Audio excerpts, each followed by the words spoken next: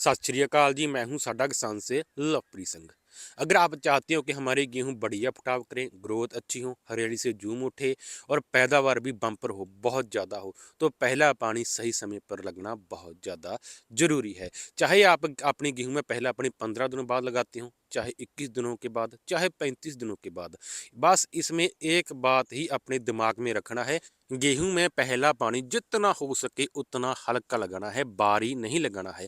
अगर हमने अपनी गेहूं में पानी बारी लगा दिया या इसमें पानी खड़ा रह गया, फुल भरकर लगा दिया, तो सबसे पहले हमारे गेहूं की ग्रोथ रुकेगी, फिर उसमें पीलापन आएगा, हरियाली कम होगी, फुटाव कम होगा, कल्ले कम होंगे और अंत में हम यही बोलेंगे, यार देखने में तो गेहूं अच्छी थी लेकिन पैदावार पता नहीं क्यों कम होगी। ये सब कुछ पहले पानी की वजह से होता है। और इतना ही नहीं, पहले पानी लगाने के बाद ही हम करते हैं खरपतवार नाशक दवा, मरूसी मारने वाली दवा, तो ये और ज़्यादा हमारी गेहूं को नुकसान पहुंचाती है। अगर आपकी ज़मीन ही ऐसी है कि उसमें पहला पानी रुकता है, खड़ा रहता है, जहां आपसे बारी लग जाता है, तो आपने क्या करना है, पहला पानी लगाने से पहले हमने प्रति एकड़ 3 kg लेनी है सल्फर। कौन सी? 90% वाली पोटाटैप वो डालनी है और ऊपर से एक स्प्रे करनी है मैग्नीज सल्फेट की। हाँ दोस्तों, पानी लगाने से 1 या 2 दिन पहले हमने आधा किलो से लेकर 1 किलो तक का मैग्नीज सल्फेट और साथ में आधा किलो यूरिया, दोनों का गोल अलग अलग बनाकर स्प्रे कर देनी है।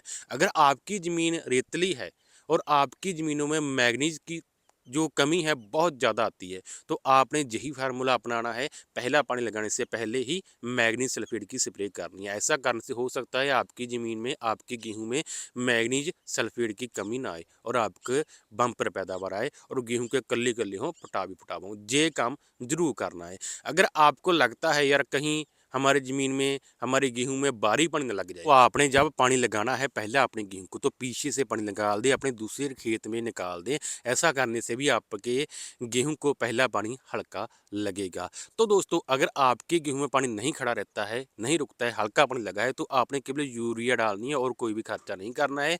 ये खर्च उस किसान भाई ने करना है जिससे लगता है यार मेरे तो पहला पानी रुकता है, उसके लिए है। इसके अलावा दोस्तों, अब हम पहला पानी लगाए तो लगाए कब, सबसे बड़ा सवाल है ना। देखो दोस्तों, हमारे देश में एक जैसी ज़मीन नहीं है। जो रेतली ज़मीन है वो चाहे 18 से 20 दिन बाद पानी लगा दे, कोई फ़र्क नहीं पड़ता। जहाँ पर डाकर है, आपने क्या करना है, जब हम गेहूं की बिजाई करते हैं तो जो गेहूं का दाना होता है वो हम 2 या 3 इंच पर डालते हैं ना, तो बस हमने देखना क्या है, 2 इंच मिट्टी देखनी है। अगर इस 2 इंच की मिट्टी के बाद सेल निकलती है, नमी वाली मिट्टी निकलती है, अच्छी नमी हो, तो हमें अभी पानी लगाने की ज़रूरत नहीं है, हमने 2-4 दिन रुक जाना है। अगर नमी नहीं है तो हमने तुरंत पानी लगा देना है। दोस्तों, ये जो क्राउन रूट्स होती है ना, ये पता क्या होते हैं, ये हमारी गेहूं की असली जड़ें होती हैं।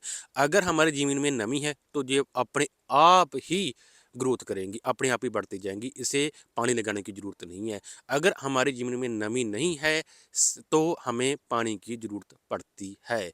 इसलिए दोस्तों, आपने देखा होगा कई हमारे देश में ऐसी भी ज़मीनें हैं जहाँ पर सिर्फ एक पानी लगता है गेहूं को। क्यों?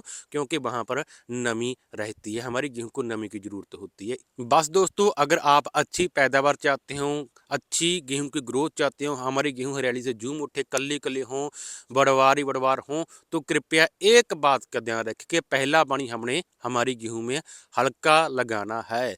अगर हमारी ज़मीन रेतली है और उसमें मैग्नीज सल्फेट की कमी आती है, तो पहला पानी लगाने से पहले हमने एक स्प्रे मैग्नीज की निकाल देनी है। अगर हमारी ज़मीन में पानी रुकता है तो हमने सल्फर डालनी ही डालनी है।